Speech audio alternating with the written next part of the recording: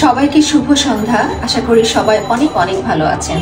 তো বাসার সবাই বায়না ধরেছে একটু ছোলা দিয়ে মুড়ি মাখিয়ে ঝাল ঝাল করে খাবে।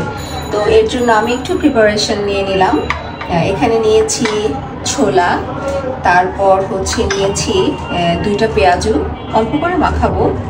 আর এখানে নিয়েছি স্পেশাল জিনিসগুলো। এখানে কিছু পেঁপে কুচি করে নিয়েছি, তারপর ধনিয়া পাতা কুচি, তারপর গিয়ে শসা, টমেটো, পেঁয়াজ আর ছোট্ট একটা কাঁচামরিচ, আর সাথে যেটা নিয়েছি কিছু লেবু কুচি। তো যাই হোক, আমি এখানে প্রথম নিয়ে নেব। এখানে কিছু মুড়ি নিয়ে নিয়েছি।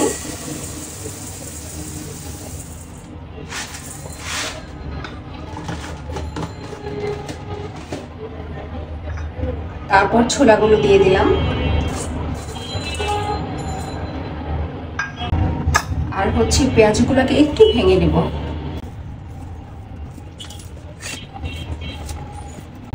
ঘুমিয়েছিলাম, ঘুম থেকে উঠে ভাবলাম যে একটু মুড়ি মাখা খাওয়া যাক, ভাল লাগবে।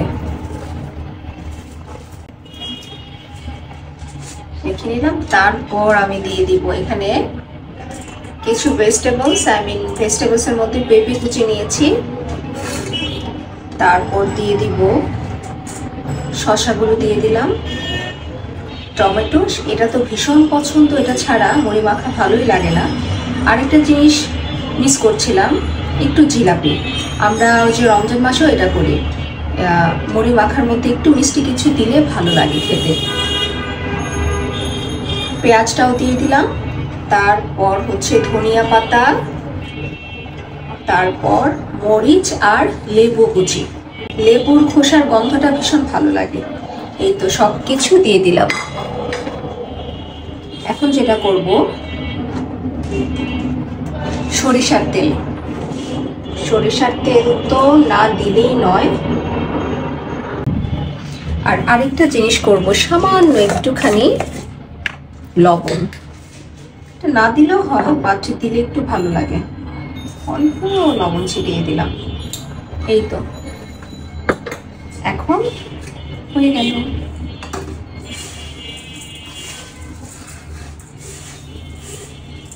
একটু আদা কুচি হলেও ভালো লাগতো, বাট আদা এখন আর ছিলতে ভালো লাগছে না।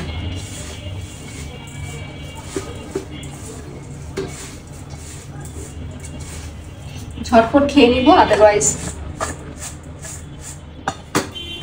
মুড়িটা পুতিয়ে গেলে কিন্তু ভাল লাগবে না।